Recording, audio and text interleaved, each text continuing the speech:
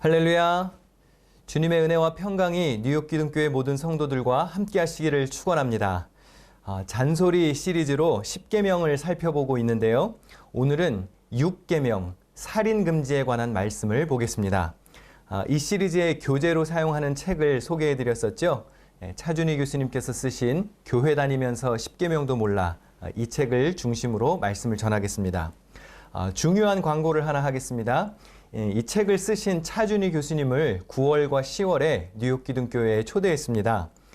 오늘 주보에 특강과 또 집회를 홍보하는 포스터를 실었고, 이와 관련된 내용으로 제가 칼럼도 썼습니다. 잘 읽어보시고요. 귀한 기회를 놓치지 마시고 꼭 참석하시기를 바랍니다. 강의도 굉장히 잘하시고 책도 잘 쓰시고 설교도 굉장히 은혜로운 정말 귀한 교수님이시자 목사님이십니다. 한국의 구약 학계에서는 굉장히 권위 있으신 분입니다. 9월 17일 토요일에는 특강과 집회가 한 번씩 있고요. 10월 3일 월요일, 그리고 4일 화요일, 그리고 5일 수요일, 이렇게 주중에 3일은 저녁에 특강으로 모입니다.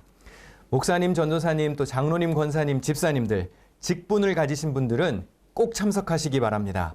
직분자 교육을 겸하여 모이는 것이라 여기시고 말씀을 배우는 일에 열정을 보여주십시오. 성경을 배우고 또 은혜 받는 자리에 오라는데 관심을 보이지 않는다면 여러분의 직분을 연임해야 할지 제가 심각하게 한번 고려해 보겠습니다. 외부에도 홍보를 하고 있습니다. 여러분 주변에 잘 알려주셔서 많은 분들이 오실 수 있도록 초대해 주시기 바랍니다. 물론 직분자가 아니시더라도 말씀을 사모하는 분이라면 누구나 오실 수 있습니다. 아니, 오셔야 합니다. 말씀을 배우셔야 합니다. 정한 날짜가 그렇게 모이기 쉬운 날은 아닐 것입니다. 토요일에 또 평일 저녁이기 때문에 쉽지는 않겠지만 오늘 주보 칼럼에 왜 날짜가 이렇게 정해졌는지를 제가 설명했습니다. 그렇게밖에 날짜가 가능하지를 않았습니다. 그래도 최선을 다해 한번 참석해 보시기를 바랍니다. 이렇게까지 잔소리를 하는데도 외면하시면 제가 기억하고 있다가 벼르고 있다가 돌아가서 따로 조용히 뵙도록 하겠습니다. 자, 꼭 참석하시기를 바랍니다. 네, 아멘이시죠? 네, 잘 안 들리시는 것 같은데 아멘이시죠? 예, 감사합니다. 뉴욕 기둥교회 성도님들은 전원 다 참석하는 것으로 제가 알고 있겠습니다. 여러분의 저력을 보여주시기 바랍니다. 오늘 우리가 숨을 쉬며 살아있는 것은 하나님이 우리에게 생명을 주셨기 때문입니다. 이사야 42장 5절에 하나님께서 하늘을 창조하여 펴시고 땅을 만드시고 거기에 사는 온갖 것을 만드셨다.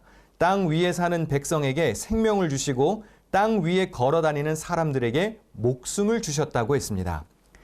태초에 하나님이 천지를 창조하셨을 때 형태만 갖추어진 사람의 몸에 숨을 불어넣으셨죠. 창세기 2장 7절에 주 하나님이 땅의 흙으로 사람을 지으시고 그의 코에 생명의 기운을 불어넣으시니 사람이 생명체가 되었다.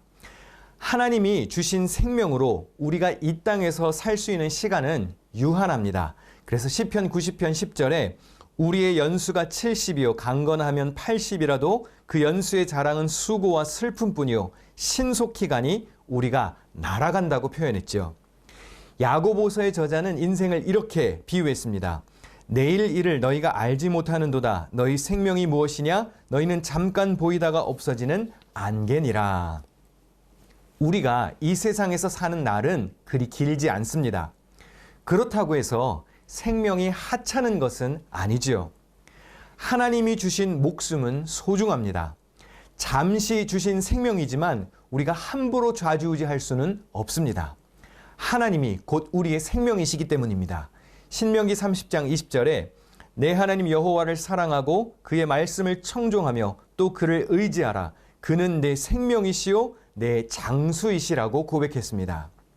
시편 저자는 생명을 붙잡고 계시는 분이 하나님이시라고 고백합니다. 시편 54편 4절에 하나님은 나를 돕는 이시며 주께서는 내 생명을 붙들어 주시는 이시니이다 했습니다.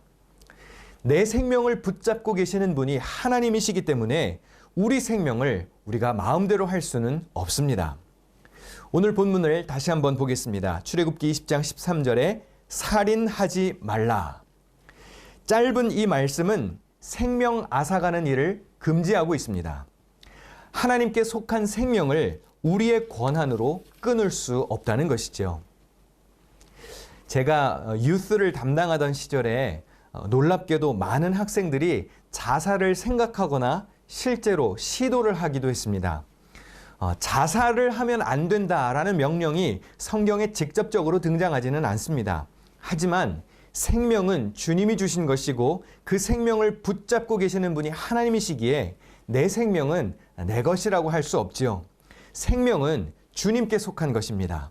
그러니 내 목숨을 내 마음대로 끊는 것은 절대로 하나님이 기뻐하실 일이 아닙니다.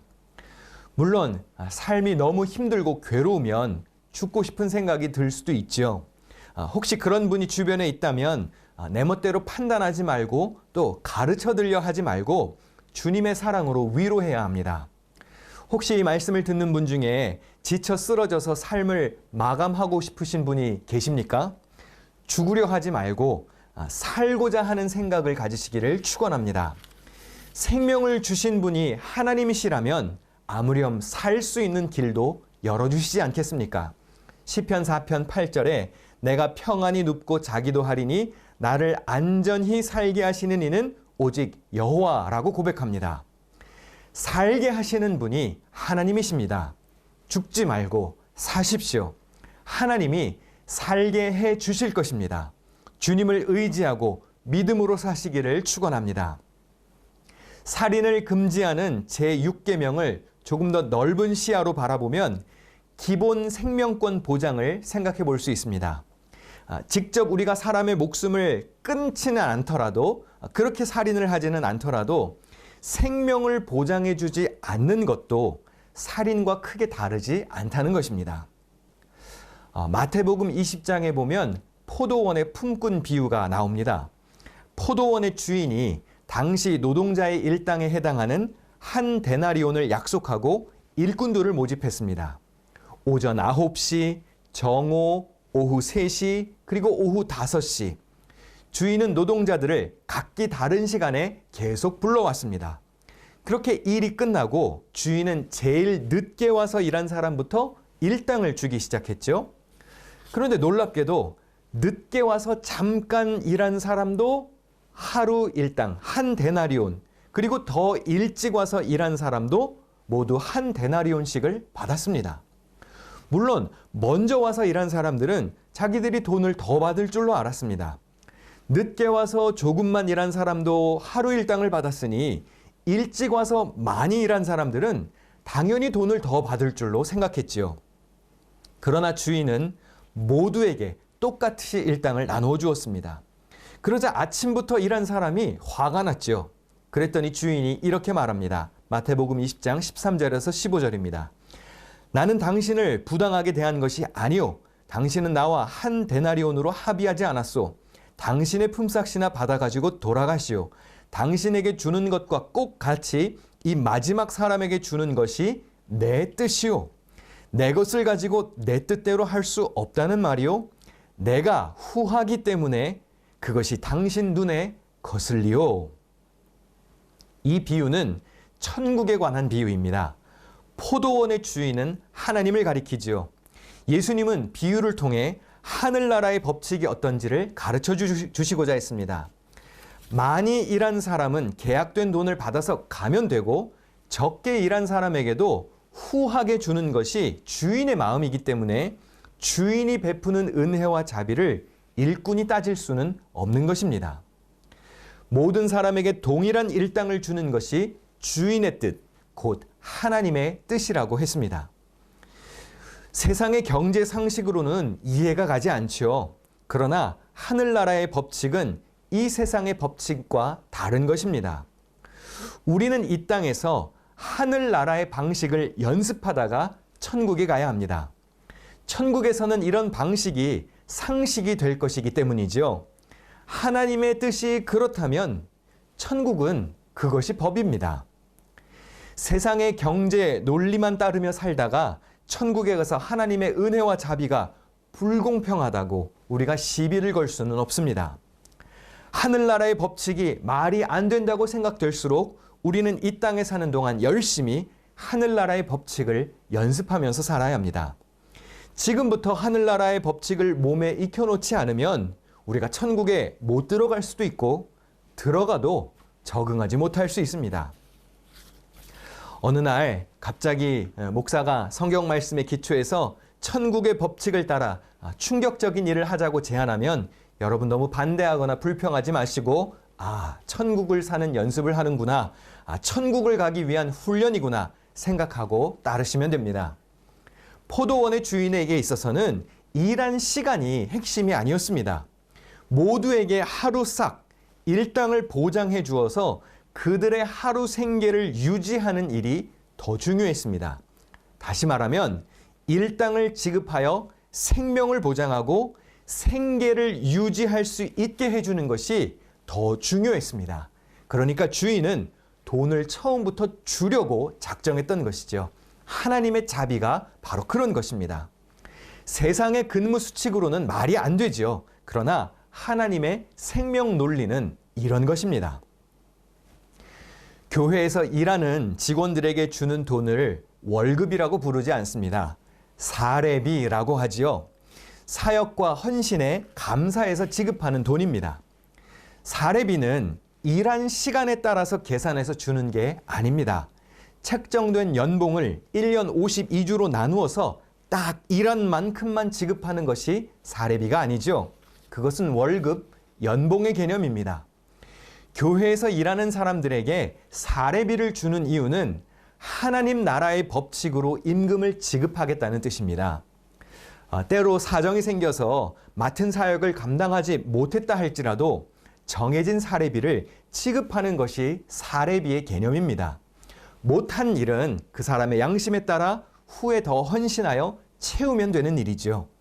물론 교회에서 일하는 사람들은 성실히 일해야 하고 최선을 다해서 칭찬을 받도록 일해야 합니다. 그리고 교회는 포도원의 주인처럼 은혜와 자비를 베풀어서 사역자들이 감사한 마음으로 섬길 수 있도록 그들의 생명을 보존하는 일에 신경 써야 합니다. 하나님의 교회에서 세상의 경제 논리를 가지고 계산하는 오류를 범해서는 안 되는 것이죠.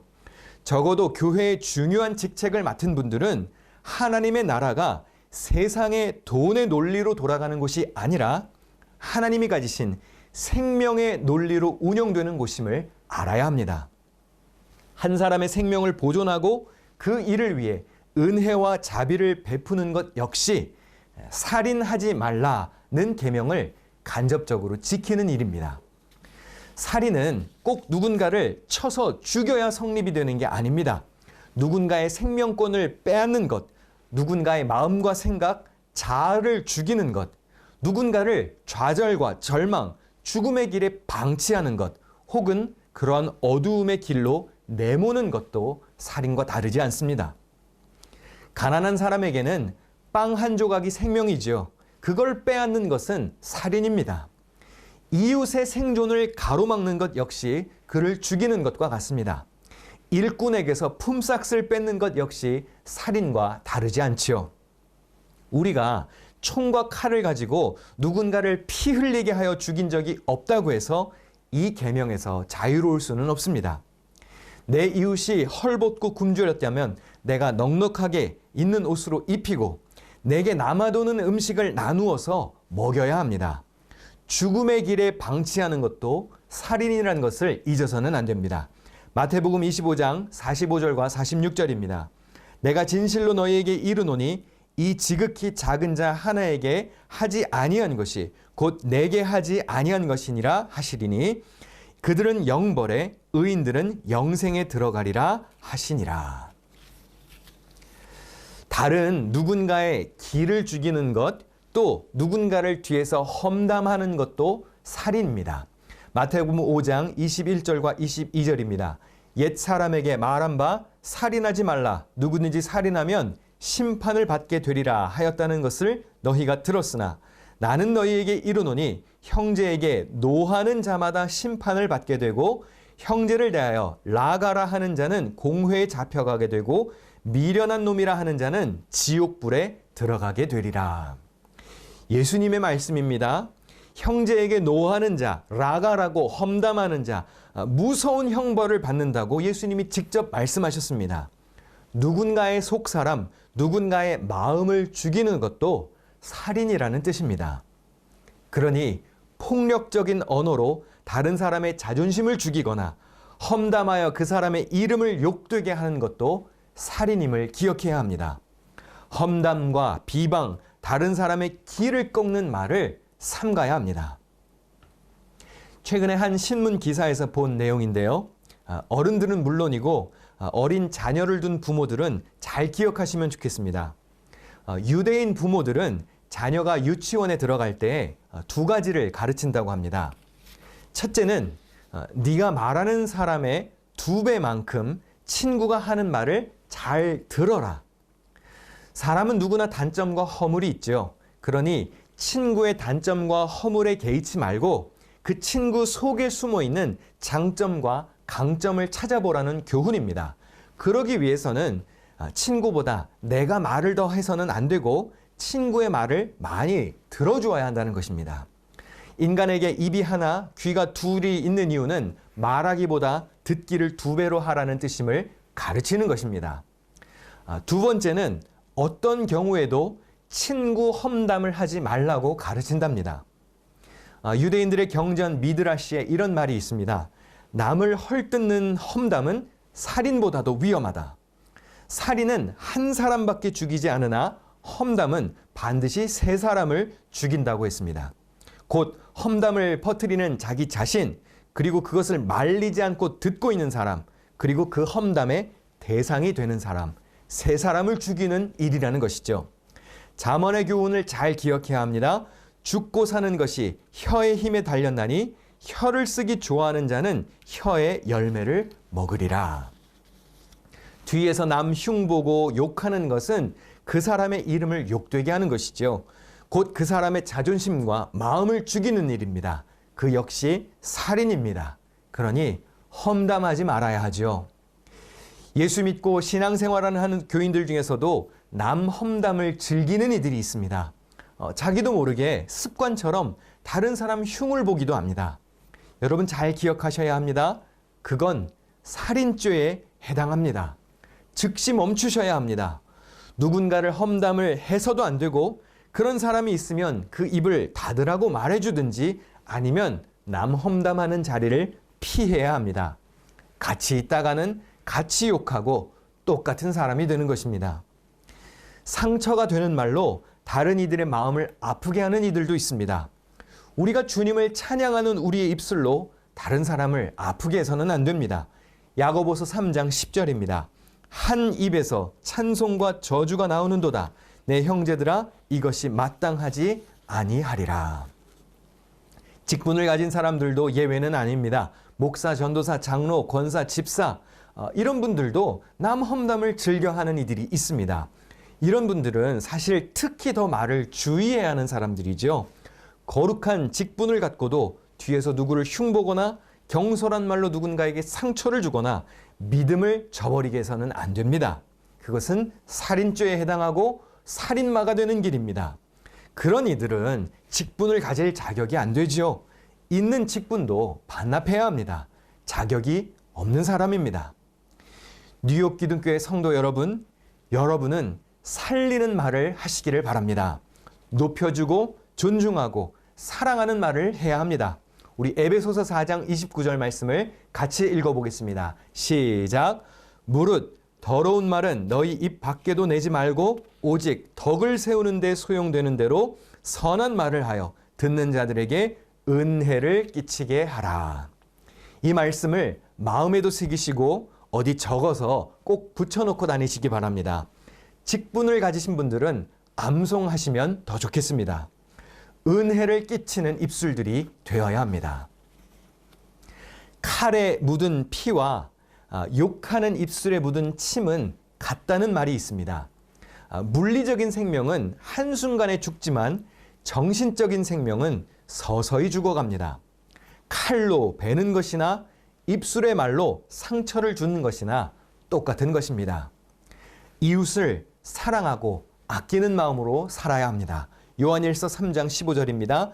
그 형제를 미워하는 자마다 살인하는 자니 살인하는 자마다 영생이 그 속에 거하지 아니하는 것을 너희가 아는 바라. 로마서 1장 28절부터 32절에 보면요. 하나님을 마음에 두기 싫어하는 자들이 합당하지 못한 일을 했다고 바울이 지적합니다.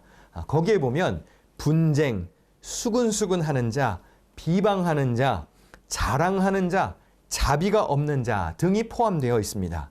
그런데 이런 일을 행하는 자들이 받는 벌이 무엇인지 아십니까? 놀랍게도 사형입니다.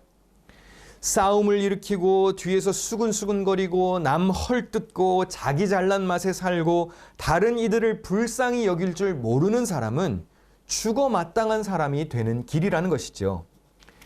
사랑하는 성도 여러분, 살인하지 말라는 제6계명이 그리 쉽게 지킬 수 있는 말씀이 아니라는 것을 오늘 깨달았을 겁니다.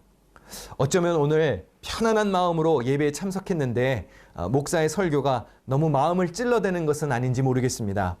속사람이 신나게 두들겨 맞았다고 느끼셨을 수도 있습니다. 그만큼 이 계명은 무거운 계명입니다. 그리고 여러분, 목사에게 잔소리 듣고 찔리는 것이 하나님께 매맞는 것보다는 낫습니다. 그러니 목사가 권면할 때 잘 새겨 들으시기를 바랍니다. 우리의 입을 조심하고 말을 주의해야 합니다. 하나님께서 심판의 매를 드실 때는 그때는 용서가 베풀어질 수 없는 것이죠. 서로 비방하고 헐뜯지 말고 마음에 상처 주는 말을 거두어야 합니다. 혹시 뉴욕 기둥교회 안에서 이런 일이 벌어진다는 소문이 들리면 제가 그런 사람들을 위해서는 마땅히 어떤 벌을 준비해서 가야 될 것 같아요. 그렇죠? 통계에 의하면 사람이 가장 많이 상처받는 곳이 가정이랍니다. 가정. 그럼 그만큼 가까운 사람들에게 상처를 받기 쉽다는 뜻이겠죠. 그런데 저는 교회도 꽤 높은 순위에 있을 거라고 확신합니다. 예수 믿고 구원받았다는 이들이 정작 교회 안에서 서로 얼마나 싸우고 고발하고 비방하고 험담하는지 가끔 보면 너무 마음이 안타깝습니다. 물론 뉴욕 기둥교회는 그런 사람들이 하나도 안 계실 줄로 제가 믿습니다. 저기 어디 다른 교회 얘기라고 제가 믿고 싶습니다. 각자의 입술에 파수꾼을 세우시고 언행에 늘 주의하며 살아야 합니다. 다른 사람 흉보고 욕하는 사람 치고 존경받는 사람 별로 없습니다. 험담을 즐겨하는 자는 내가 얼마나 부족한 사람인지를 선전하는 것과 다르지 않습니다. 높여주고 칭찬하고 격려하고 사랑하는 말을 하십시오. 여러분의 말이 여러분의 인격은 물론이고 여러분의 신앙을 보여주는 지표가 됩니다. 우리 디도서 3장 2절 말씀 같이 읽어보실까요? 시작. 아무도 비방하지 말며 다투지 말며 관용하며 범사의 온유함을 모든 사람에게 나타낼 것을 기억하게 하라. 죽이는 삶을 살지 마시고 살리는 삶, 생명을 주는 삶이 되어야 합니다. 생명은 예수 안에 있습니다. 우리 마지막으로 요한일서 5장 11절과 12절을 보겠습니다. 또 증거는 이것이니 하나님이 우리에게 영생을 주신 것과 이 생명이 그의 아들 안에 있는 그것이니라. 아들이 있는 자에게는 생명이 있고 하나님의 아들이 없는 자에게는 생명이 없느니라. 예수의 이름으로 영생의 확신이 없는 자는 살았어도 죽은 것과 다름이 없습니다. 그러니 여러분의 입술로 다른 사람을 헐뜯기를 그치시고 구원의 확신이 없는 자에게, 다시 말하면 생명이 없는 자에게 예수의 이름으로 생명의 길을 제시하는 삶이 되어야 합니다. 복음과 진리와 구원의 길을 제시하는 삶이 되시기를 축복합니다.